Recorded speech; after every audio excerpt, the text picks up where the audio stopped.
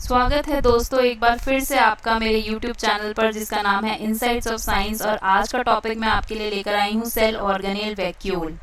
ये हमारे 9th class के चैप्टर के हिसाब से लास्ट ऑर्गेनेल है, पर इसके अलावा और भी ऑर्गेनेल्स होती हैं एनिमल सेल के अंदर, पेरोक्सिसोम, सेंट्रियोल्स, माइक्रोबॉडीज, जो कि 11th क्लास की हैं, जिसे मैं 11th क्लास के लिए अलग से बनाऊंगी। पर अभी 9th क्लास के लिए अब ये लास्ट ऑर्गेनेल है। इसके बाद हम टॉपिक जो लास्ट कवर करेंगे वो होगा सेल डिवीजन। तो दोस्तों देखते हैं क्या होते हैं वैक्यूल्स, कहाँ कहाँ पर पाए जाते हैं ये वैक्यूल्स, और इन वैक्यूल्स का क्या फंक्शन है, नहीं होगा तो क्या होगा। और ये सब जानने के लिए मेरे साथ वीडियो में एंड तक बने रहिए। पसंद आए तो लाइक ज़रूर कीजिए, और अगर अभी तक आपने मेरे चैनल को सब्सक्राइब नहीं किया है तो इसे ज़रूर सब्सक्राइब करके बेल आइकन को प्रेस करना मत भूलिए मेरे वीडियो की अगले वीडियो की नोटिफिकेशन के लिए। चलिए आज का सेशन स्टार्ट करते हैं। तो देखते हैं क्या होता है वैक्यूल।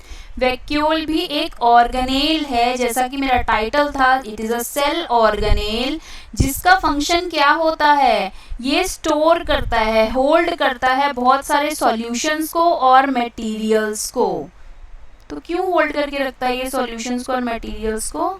मेरा एक क्वेश्चन है आप लोगों से फॉर एग्जांपल आपके घर में जब आपको खाना बनाना होता है, या आप कोई भी नया फ्लैट कंस्ट्रक्ट करा रहे हैं, कोई बिल्डिंग कंस्ट्रक्ट हो रही है, तो उसके अंदर जब आप रूम कंस्ट्रक्ट कराते हैं तो एक सेपरेट रूम ज़रूर बनवाते हैं जिसका नाम होता है किचन।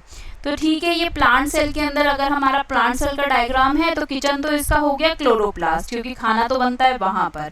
लेकिन जब आपने किचन सेटअप करते हैं तो किचन सेटअप करने के बाद आप वहाँ पे बहुत सारी चीज़ें स्टोर करते हैं। क्या क्या चीज़ें स्टोर करते हैं? दालें स्टोर करते हैं, मसाले स्टोर करके रखते हैं, और भी आपको जो रिक्वायरमेंट होती है, से फॉर एग्जांपल ऑयल्स हो गए, और भी जो भी आपकी रिक्वायरमेंट हो गई, आटा हो गया, वो सब चीज़ें आप स्टोर करके रखते हैं ताकि जब नीड रिक्वायर्ड हो तब उस समय आप खाना बना लें। तो सेम केस प्लांट के साथ भी है। प्लांट तो अपना रूट फिक्स करके बैठा हुआ है एक जगह पे, ना वो कहीं चल के जा सकता, ना कोई चीज़ उस तक चल के आ सकती, ना वो बोल ही सकता कि किसी को कह दे जाओ मेरे लिए सामान ले आओ। तो उसके पास ऐसी क्या चीज़ है, चीज़ स्टोर करने के लिए, वो है वैक्यूल। अपना कोई भी सामान जो भी वो बनाता है या जो भी उसको चाहिए उस सब चीज़ों को बना कर रख लेगा, या नहीं बना कर रखेगा तो भी अगर उसके कोई बाय प्रोडक्ट्स हैं या प्रिकर्सर्स हैं पहले वाले कंपोनेंट्स जितने भी, वो सब उनको कहाँ स्टोर करके रखता है? वैक्यूल में।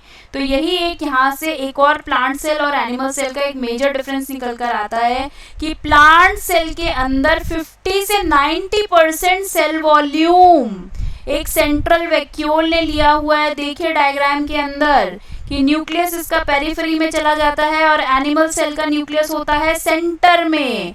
एनिमल सेल के अंदर इतना प्रोमिनेंट वैक्यूल नहीं होता जितना प्रोमिनेंट प्लांट सेल के अंदर है।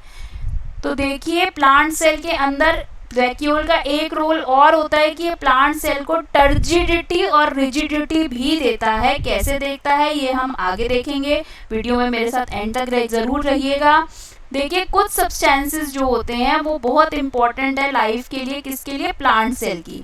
तो वो सब कहाँ स्टोर होते हैं? वैक्यूल के अंदर स्टोर होते हैं। और ये कौन कौन से सब्सटेंसेस हैं? Amino acids. देखिए आपकी बॉडी को भी प्रोटीन चाहिए ग्रोथ के लिए, तो प्लांट को भी ट्री तक कन्वर्ट होने के लिए, अपनी फुल ग्रोथ के लिए क्या चाहिए? अमीनो एसिड्स, शुगर्स, बहुत सारे ऑर्गेनिक एसिड्स और प्रोटीन्स। तो ये सब जब बन जाते हैं तो कहाँ स्टोर होते हैं? वैक्यूल में स्टोर होते हैं। और जब नीड होती है तो कंबाइन करके ये रिएक्शन करते हैं। एक और डिफरेंस देखिए प्लांट सेल और एनिमल सेल का। एनिमल सेल में वैक्यूल जो होते हैं वो बहुत लार्ज होते हैं, और प्लांट सेल के अंदर, और एनिमल सेल में वो स्मॉल साइज्ड होते हैं। चलिए अब वैक्यूल का स्ट्रक्चर देख लेते हैं कि क्या है वैक्यूल का स्ट्रक्चर। तो वैक्यूल जो है एक मेम्ब्रेन से सराउंडेड है, जो कि मेम्ब्रेन से सराउंड होने के बाद क्या है? उस साइटोप्लाज्मिक फिलिंग है, उसके अंदर सारा साइटोप्लाज्म भरा हुआ है, साइटोप्लाज्म में स्ट्रेच हुआ हुआ है, साइटोप्लाज्म में सारा फिल हुआ है एक सॉल्यूशन से, जिसका नाम यहाँ पर दिया गया है सेल सैप। क्या नाम दिया गया है दोस्तों? Cell sap. तो सेल सैप क्या होता है, वो सारा मटेरियल जो कि साइटोप्लाज्म में स्टोर हो जाता है, जो कि क्या किया है, किसी भी एक प्लांट सेल के अंदर एक स्पेस ले ली है बस मेम्ब्रेन ने, और ये सारा साइटोप्लाज्म है। और इस मेम्ब्रेन का नाम मार्क कर लीजिए, वेरी वेरी इंपॉर्टेंट, एंट्रेंस के व्यू पॉइंट से भी नाम है इसका टोनोप्लास्ट। तो वैक्यूल की मेम्ब्रेन का नाम क्या होता है जो कि सराउंड करती है, टोनोप्लास्ट। तो वैक्यूल जो है वो majority of the space occupy करता है, उसकी मेम्ब्रेन का नाम टोनोप्लास्ट है, उसमें सारी साइटोप्लाज्मिक फिलिंग है, और उस फिलिंग के अंदर amino acid, sugar, enzymes, organic acid, ये सब चीजें होती हैं, और उसी का नाम होता है सेल सैप। आपने कुछ इस तरीके का प्लांट देखा होगा, और उसमें से देखा होगा कुछ रेजिन्स या कुछ भी एक्सक्यूडेट्स करते हैं, क्या जो एक्सक्यूडेट करते हैं यही होता है एक प्लांट का सेल सैप।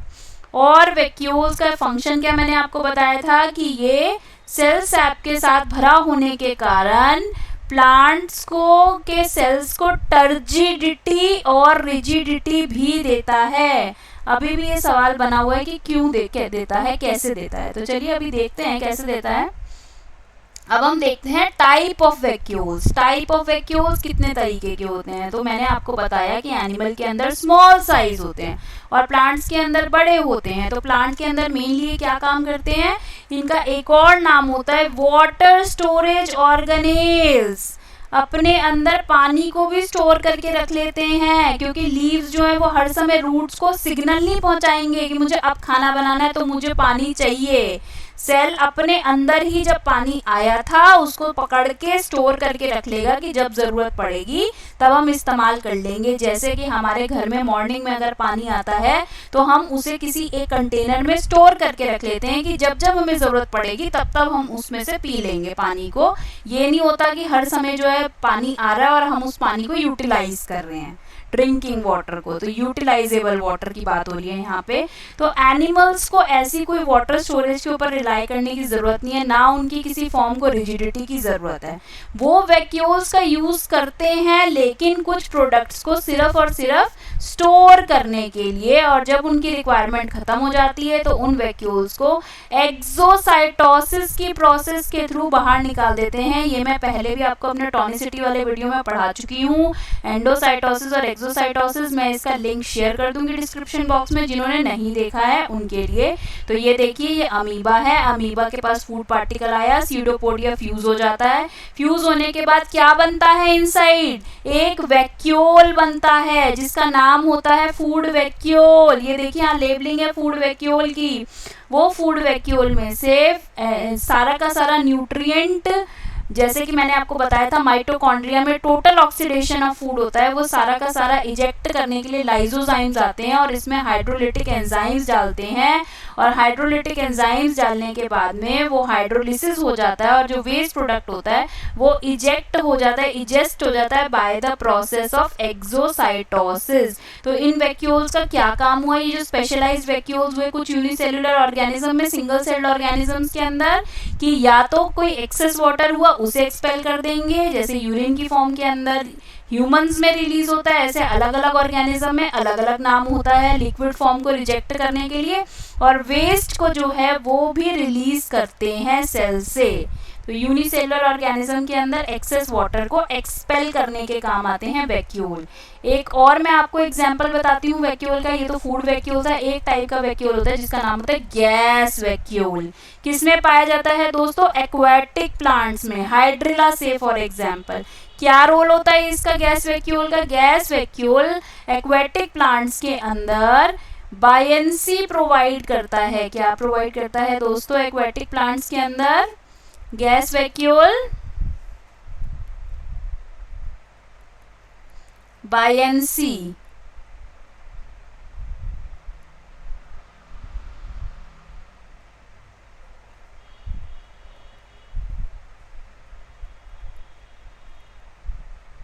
बायंसी प्रोवाइड करता है।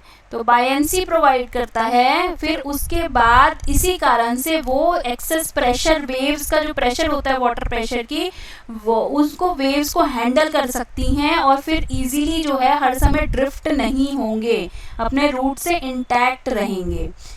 तो एक बार और पढ़ लेते हैं कि क्या है सेंट्रल वैक्यूल का की रोल, जो कि मैं आपसे ऑलरेडी डिस्कस कर चुकी हूँ कि टर्जिडिटी और रिजिडिटी देता है। अब कैसे देता है टर्जिडिटी और रिजिडिटी ये डिस्कस करते हैं कि क्या होता है। वेरिएबल चेंजिंग एनवायरमेंटल कंडीशंस होती हैं। चेंजिंग एनवायरमेंटल कंडीशंस का मतलब क्या हुआ, कभी तो बारिश आ रही है, वाटर लॉगिंग हो गई, प्लांट्स के अंदर ज़्यादा पानी भर गया, कभी तो सूखा पड़ गया, रूट्स बिल्कुल ही सूख गई हैं, कोई वो चिल्ला के तो बोल नहीं पा रहे हैं कि हमें पानी चाहिए पानी चाहिए, जैसी कंडीशन में वैसे उन्हें सस्टेन करना है।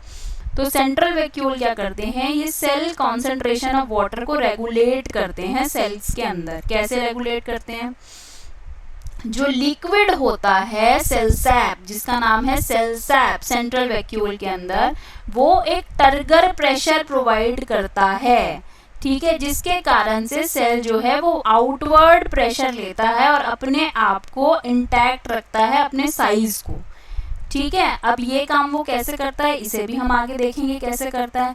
तो ये काम आप आज आपने ये जान लिया कि टर्जिडिटी और रिजिडिटी कैसे वो प्रोवाइड करता है सेल को। एक और फंक्शन देख लेते हैं हम सेंट्रल वैक्यूल का, कि ये प्रोटीन्स को भी स्टोर कर देता है डेवलपिंग सीड सेल्स के लिए। जब सीड्स बन रहे होते हैं किसी भी फ्रूट के अंदर, तो ये उन प्रोटीन्स को स्टोर करता है और फिर वो सीड सेल्स जो हैं वो डेवलप करते हैं, सीड के सेल्स बनते हैं किसी भी फ्रूटिंग बॉडी के अंदर, फ्रूट जिसमें फ्रूट्स बन रहे हैं, फ्लावर से फ्रूट में कन्वर्ट हो रहा है। तो चलिए अब इस क्वेश्चन का आंसर हम जानते हैं कि कैसे टर्जिडिटी और रिजिडिटी प्रोवाइड करता है। प्रोवाइड करता है ये आपको समझ में आ गया, ठीक है। लिक्विड जो होता है वो टर्गर प्रेशर मेंटेन करता है। इस क्वेश्चन से हमें पता चलेगा कैसे। तो सोचिए आप कहीं विजिट के लिए घूमने चले गए हैं 3-4 दिन के लिए, और आपके पौधे आपके घर में पीछे आराम से रह रहे हैं। तो कैसे रह रहे हैं वो, आप आए तो आपने देखा कि वो थोड़े मुरझाए हुए से, विल्टिंग हुई हुई है।